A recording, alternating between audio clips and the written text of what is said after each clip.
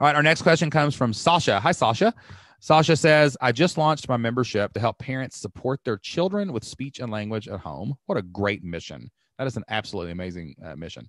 I have 37 people on my email list, mainly from me posting on Facebook groups from my personal account and sending links to free resources. That's how we got started too. What other organic ways are best to build audiences and email lists? I also started a business Facebook page that have 0 likes, which may deter people when they see I have no following. Nah, nobody will notice. Nobody cares. Any suggestions on building up a Facebook following? Okay, so there's only 2 ways to grow an audience. You either roll up your sleeves or you open your wallet. So I'm going to give you a couple suggestions for both. I would post your own Facebook group linked to your page.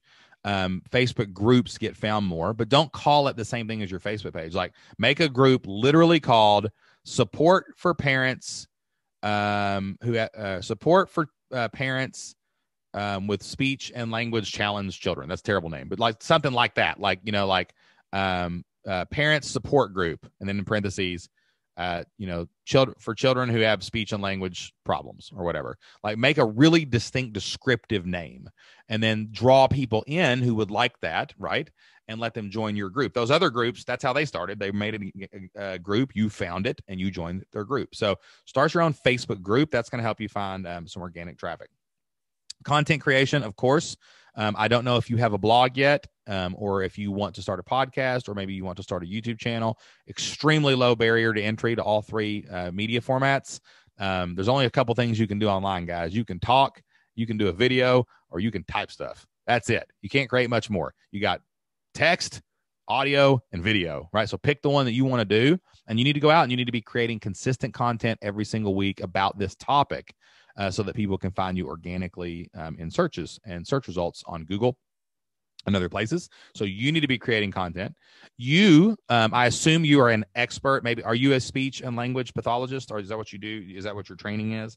Whatever it is. Yes. Okay, perfect. So you have the chops to be a professional as an SLP. So you have the chops to be a professional.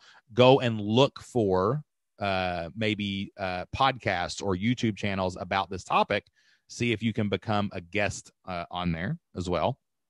Make sure on your blog or on your podcast or on your YouTube channel, make sure you're telling people about lead magnets or Facebook groups or whatever. Like, you need to cross promote your own ecosystem. Like, on the podcast, we will say we have a Facebook group. In the Facebook group, we will have a watch party for the podcast. Like, we're always cross promoting everything together.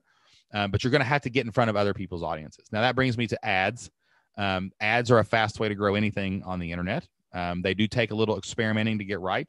So be wary as you go in. I'm not going to, tell you how much to spend or whatever. That's going to be up to you and your budget.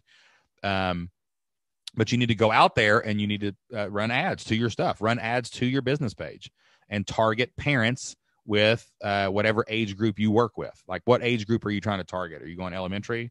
Or are you going middle school, maybe elementary and middle school? You need to run an ad to your Facebook page for $5 a day or something that says, hi, I'm Sasha. I help parents with children who have speech and language difficulties to work on that at home. Like my page, right? Like that, you have to go out, and it's your job to tell people about your better mousetrap. It don't matter if you invent the better mousetrap, people. I don't care. If nobody knows you have a better mousetrap, it's going to die with you before it kills a mouse. And that's just it. So you got to tell people about the better mousetrap. Like, that's your job. So roll up your sleeves, do all those organic strategies, open your wallet, and also connect with other people. I do know this from our community.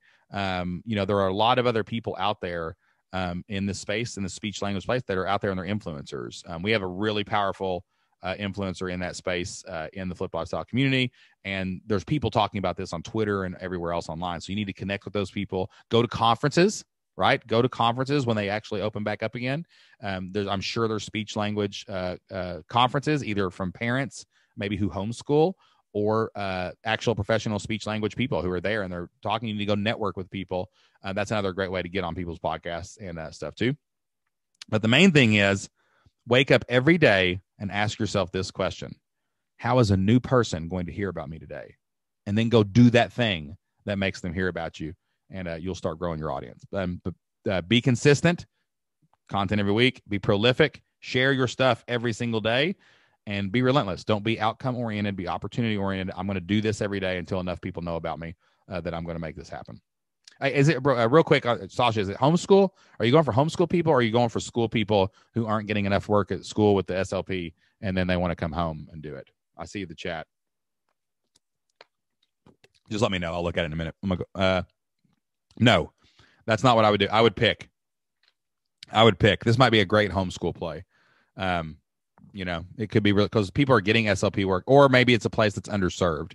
I'd pick one though. I'd decide what.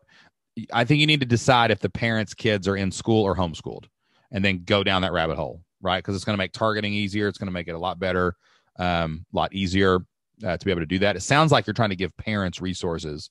There's millions of homeschool kids, and imagine all the kids in the pandemic who have not been getting SLP work. Oh my gosh, like this is needed right now, like severely,